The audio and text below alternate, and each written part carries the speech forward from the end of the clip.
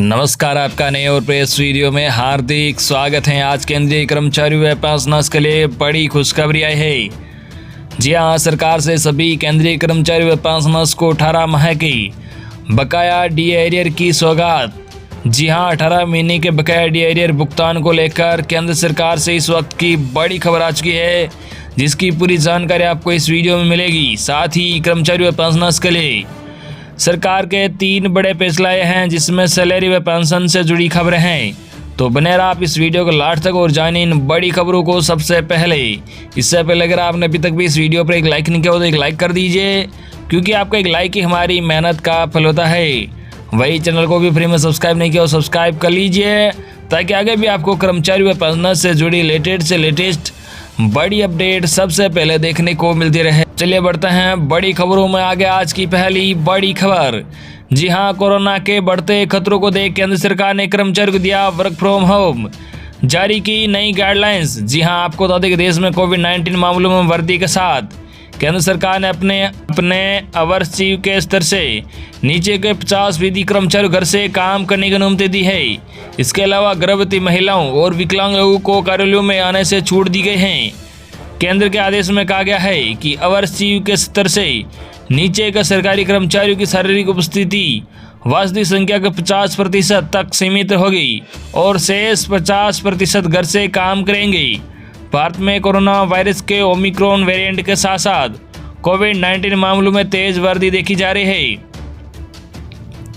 केंद्रीय स्वास्थ्य मंत्रालय के आंकड़ों के अनुसार अब तक 1700 से अधिक लोग कोरोना वायरस के ओमिक्रॉन वेरिएंट से संक्रमित हो चुके हैं।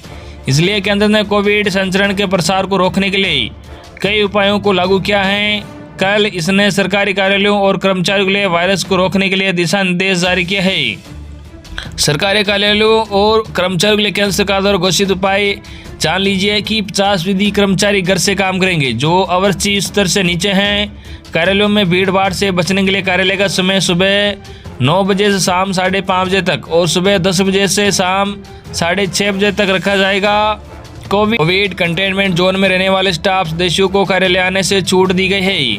आवर्सीय और उससे ऊपर के स्तर के सभी अधिकारियों को नियमित आधार पर कार्यालय में उपस्थित होने की अनुमति है। केंद्र ने कहा कि बैठकों के वर्चुअल मोड पर जोर दिया जाना चाहिए।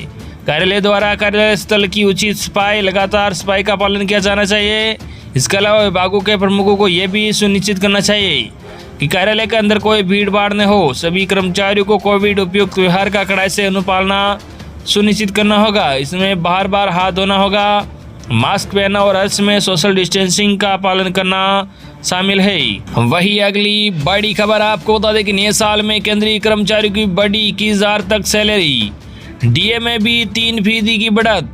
जी हां, आपको बता दें कि साल 2022 केंद्रीय कर्मचारी और पेंशनर्स के लिए बड़ी खुशखबरी लेकर आया है। सरकार ने एक बार फिर इन कर्मचारी और पेंशनर्स को डीए में 3% बढ़त की बात की है। इस बढ़ोतरी के बाद केंद्रीय कर्मचारी डीए मौजूदा 31% से बढ़कर 34% हो जाएगा।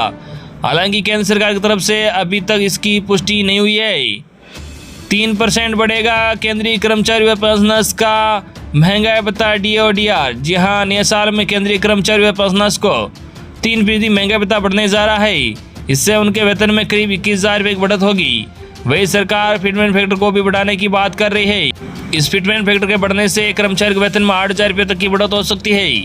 संभावना जताई जा रही है कि इस नए साल के मौके पर प्रधानमंत्री मोदी इन दोनों पर फैसला ले सकते हैं। वही अगली बड़ी खबर। जी हां, 48 लाख केंद्रीय कर्मचारियों और 65 लाख पेंशनर्स को मिलने वाला है बड़ा तोहफा।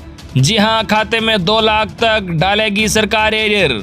जी हां, आपको बता दें कि केंद्र सरकार के 48 लाख से अधिक कर्मचारियों और पेंशनर्स को जल्द ही नए साल का बम्पर तोहफा मिलने जा रहा है।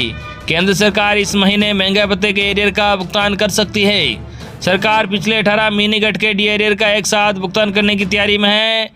अगर ऐसा हुआ तो आने वाले दिनों में केंद्रीय कर्मचारियों को एक बार में 2 लाख रुपए से अधिक की मोटी रकम हाथ लग सकती है। 18 महीने से पेंडिंग है डीए का भुगतान। जी हां, एक सरकारी रिपोर्ट के अनुसार 1 मार्च 2019 को केंद्र सरकार के कर्मचारियों की संख्या 48 लाख से अधिक थी। कोविड के चलते पैदा हुए हालात के कारण डीए का भुगतान 18 महीने से पेंडिंग है। ताज़ा खबरों की माने तो केंद्र सरकार इन कर्मचारियों को 18 महीने की पेंडिंग डीए को इस महीने क्लियर करने वाली है। अगर 18 महीने का पेंडिंग डीए भुगतान किया गया तो कई कर्मचारियों को एक बार में 2 लाख रुपए से भी ज़्यादा का एरियर मिलने वाला है। बढ़ सकता है डीए, डीआर और कंपनसेशन। जी हाँ, खबरों की माने तो इस बार सेंट्रल कैबिनेट की अगली बैठक में फैसला लिया जा सकता है।